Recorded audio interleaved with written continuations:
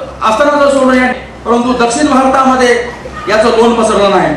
महाराष्ट्रामध्ये आमचा समाज फार कमी आहे, संघटित नाही, आणि हा समाज जरी कमी असेल, अल्पसंख्याक असेल, संघटित नसेल, तर संपूर्ण भारतामध्ये चर्मकार समाज हा फार मोठ्या प्रमाणात आहे। आज उत्तर भारतामध्ये, उत्तर प्रदेशामध्ये, मध्य प्रदेशामध्ये, बिहार, हरियाणा, पंजाब, गुजरात, राजस्थान या सर्व प्रदेशात या त्याला शिक्षणाची जोड केली पाहिजे।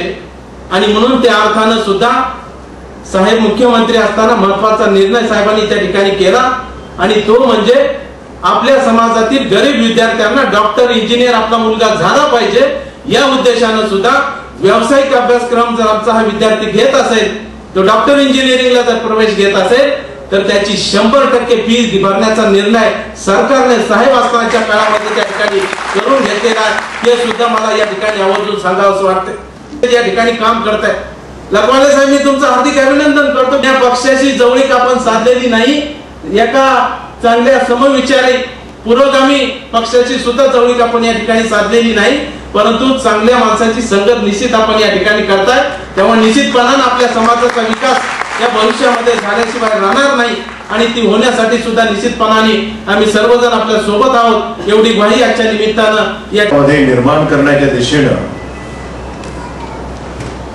आणि माणूस म्हणून जगण्याची आम्हाला संधी मिळाली पाहिजे। यासाठीच जे त्या काळात 600 वर्षापूर्वी जे कार्य त्यांनी केलं, त्याची आठवण सुधारक समाजामधल्या जुन्या रूढी परंपरेपासून समाजाने जागृत व्हावं,